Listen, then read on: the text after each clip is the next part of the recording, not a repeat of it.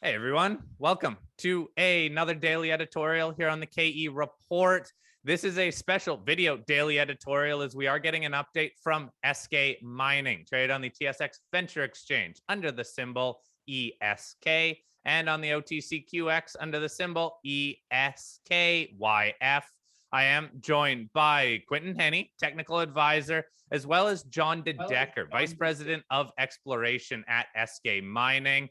Now, we're doing this in video format because John is going to be sharing some images and some further information with all of you to follow up on the news release that came out today. As we are recording this November 8th, the title of the news release says, Eskay Mining encounters broad intercepts of precious metals, rich stockwork, feeder mineralization at TV, including almost 48 meters, grading 5.2 grams per ton gold equivalent, within a much larger intercept of 140 meters, grading 2.6 grams per ton gold equivalent, and also 44 meters, grading 4.7 grams per ton gold equivalent. Now, a lot to take in here, but overall, these are another round of good drill results from this broader consolidated Eskay property. John, take us through some initial comments here of what these results are telling you about the potential here at this consolidated Eskay property, please. Okay, thanks, Corey, for having us. I'll pull up my screen real quick and show you some of the images from the news release today. So reporting on is stringer style mineralization, or VMS feeder zone type sulfide mineralization. What we see is that we've encountered a fairly broad zone of pretty good gold and very high silver grades within our feeder zone. One of the most significant components of this discovery is that this feeder zone or stringer zone is up section or above our lower massive sulfide zone that we discovered last year during last year's program. And as we were observing the alteration style and mineralization style within this zone, we started to get the idea that, hey, there must be a second seafloor horizon above this stringer zone where all of these hydrothermal fluids were venting. And sure enough, we discovered that with one of our last holes, and I'll share that with you shortly. But what we encountered over break length and up and down dip, this sort of feeder zone style sulfide mineralization, where we see some examples of sulfide minerals and intensely silicified rock in both these cases. And this silicification is actually the type of alteration that vectors us towards our seafloor magnified horizon. And it was drilled off the same pad as the 2163 that we reported on.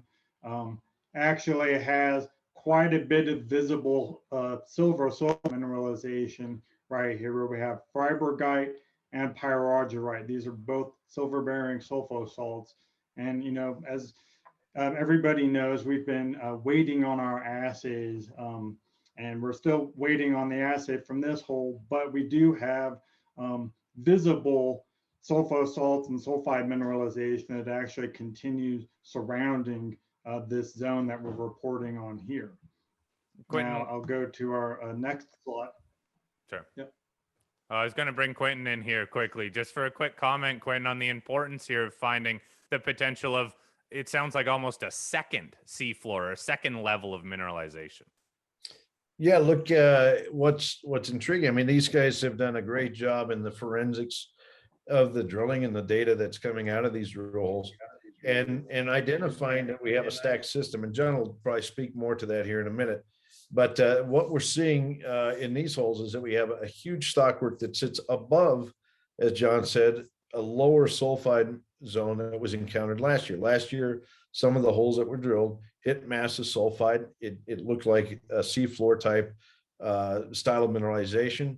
But this new series of holes that we have, which is stratigraphically above, is hitting a stockwork again. Stockwork is the feeder for a massive sulfide.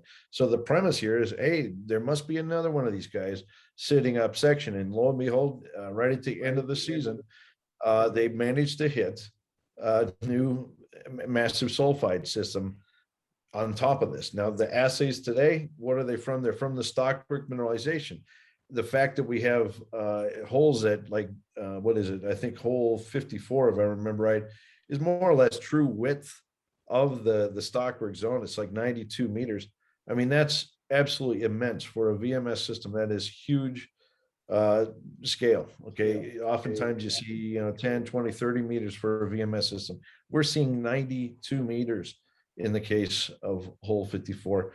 To me, that bodes well for what might be above. I think the sulfide that they hit late in the season is really just a small snippet of what we expect to see on a much, much bigger scale going forward. Okay, thanks, Quinton. John, walk us through some more of these images here. Give us some more color on these results, please. So what we're looking at on this slide is a view looking down dip through the system. And this is giving us more or less a true thick view of the system here. This is a leapfrog model of alteration and what I'm calling our probability density of intercepting gold. This is based off of the drill results that we have for TV. This right here, this long hole that's kind of cutting a long strike, that is TV 2163 that we reported on. You also have this other hole coming from up section, that's TV 2154. And then a couple of the other holes we reported on came from this area. But what I was able to do in mid-season using some of last year's data was show that we have an intense hydrothermal alteration that's coinciding with our stringer zone coming through here. We have our massive sulfide body here. Very critically, we're able to see that we have asymmetric alteration where in the subsea floor environment, you have hydrothermal alteration from our feeder zone. And then up here, it would be above this, and there's no hydrothermal alteration because you keep a rock that doesn't exist yet. Subsequently, the hydrothermal system got reestablished, formed the stringer zone that we're reporting on in the news release.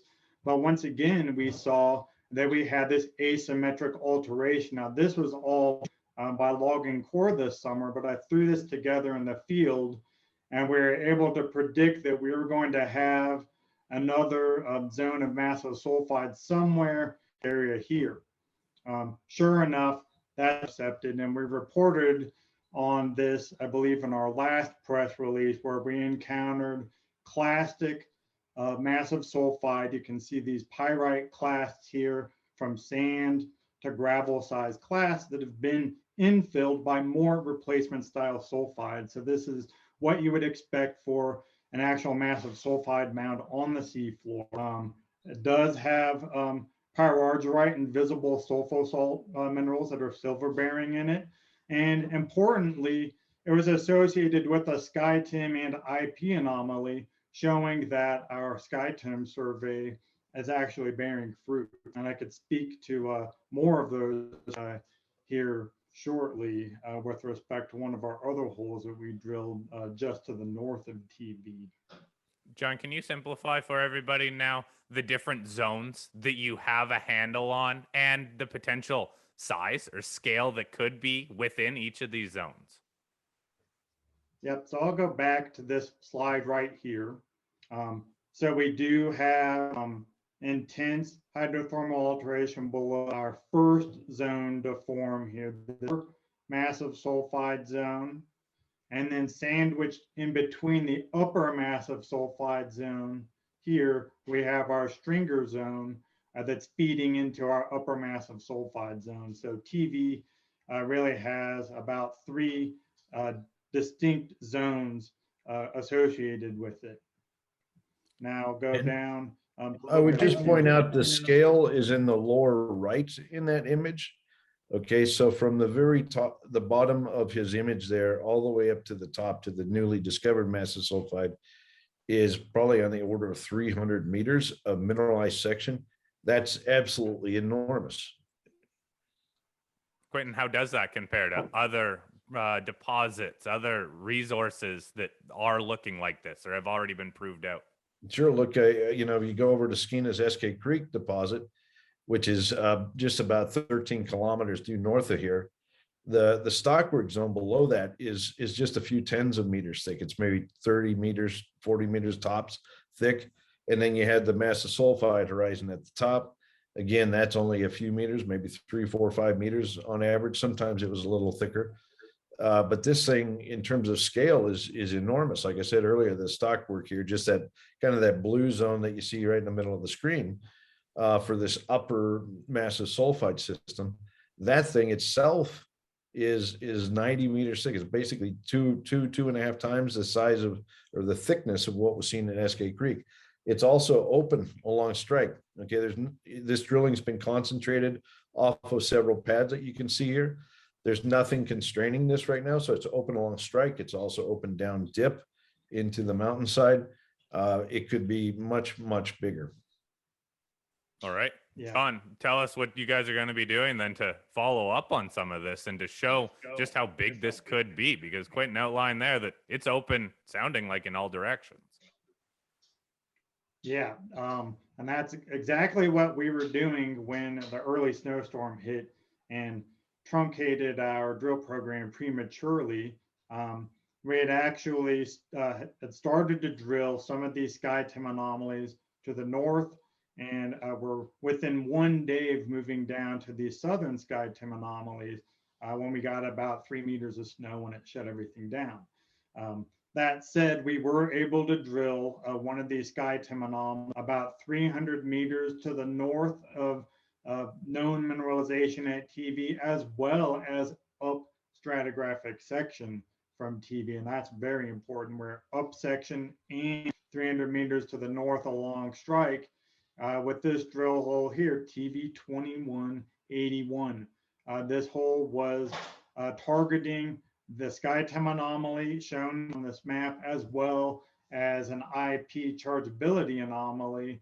And what we intercepted was a dacite breccia with intense sulfide mineralization. The assays are still pending from this, but the presence of this sulfide mineralization shows that we do have an extension of this VMS system to the north. And that it also is up section and may potentially link TV with Jeff shown here to the north. It's actually one larger VMS system with focused hydrothermal activity, most centered around TV. So John, around that hole that you just outlined and zoomed into, looks like there are a couple other drill holes, or at least drill plans around there.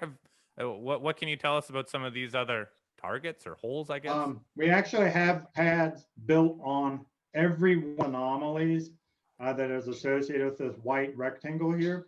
We have pads built and we had planned on drilling them in 2021. Again, the snow shut us down.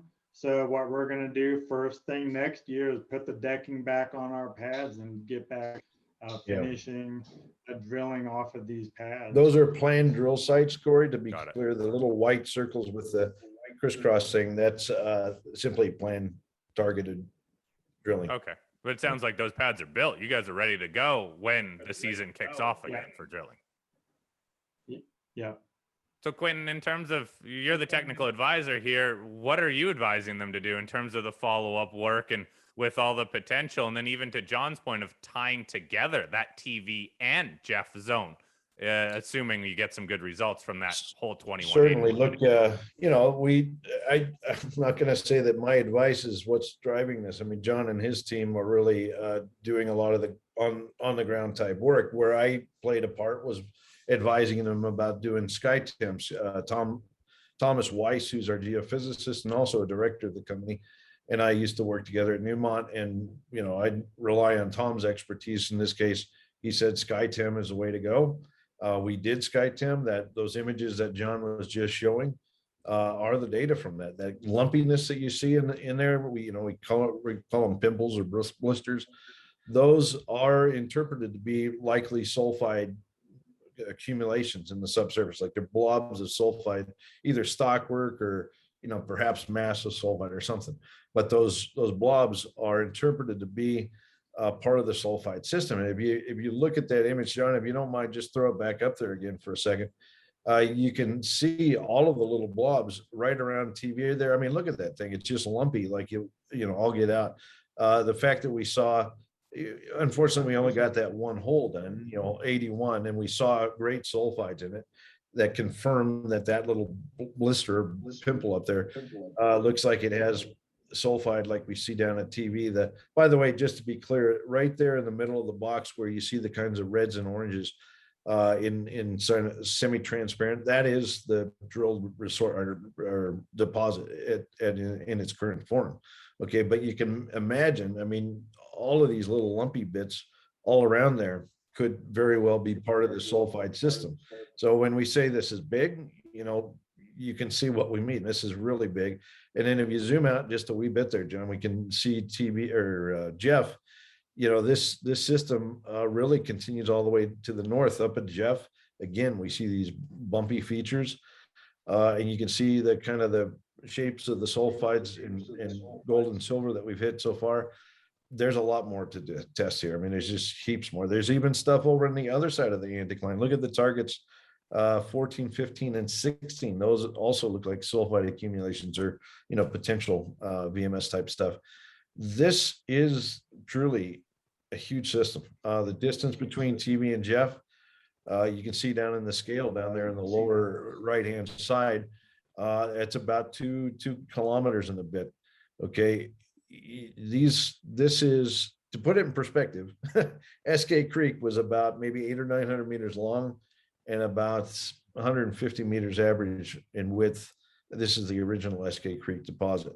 All right, so you could fit, many of those in that field of view right now. Okay. John, before I get you out of here, then, can you give us just insights into how many meters are still in the lab in terms of what the news flow is going to look like for the rest of this year, even into early next year, before you can get another program going in summer next year? Well, I'd say we'll have a good 75% of our assays have not been returned. And of what we have, we don't have much in the way of complete holes yet. It does seem that there has been some kind of random grabbing of bags at the labs. So that's been one of the delays, is that we need to be able to report on entire drill holes. We don't want to have, half of our mineralized zone returned, but we're still waiting on the other half of it. So, we're hoping by the end of the year, we'll have most of our assays in. But again, it's been a pretty long haul as far as getting these things returned. Yeah, you're not alone. We're hearing that. It was February this year before we got all the final assays from last year, and that was only 20 holes. Okay, this is 98 holes, I think, or something, and they have 270 odd batches of assays. And like John said, it seems to be very random, like they're grabbing whatever's convenient and assaying it, and it's coming back in fits and spurts right now. But at least we got these 5 holes complete. It's a good start. Yeah, well, and hey guys, we'll follow up as some more news hits the market, but you're not alone in getting kind of those random results back from the lab and the delays, unfortunately, that continue to happen. But hey, if anybody has any follow-up questions for John, for Quinton, or anybody else at Eskay Mining, please email me, fleck@kereport.com. I will get those addressed for you, and we'll also follow up on the back of some more news, maybe with another video interview too. I hope you all found this useful and informative, walking through some of these images. John, Quinton, thank you for your time, guys. We'll follow up on the back of some more news. Thanks, Corey.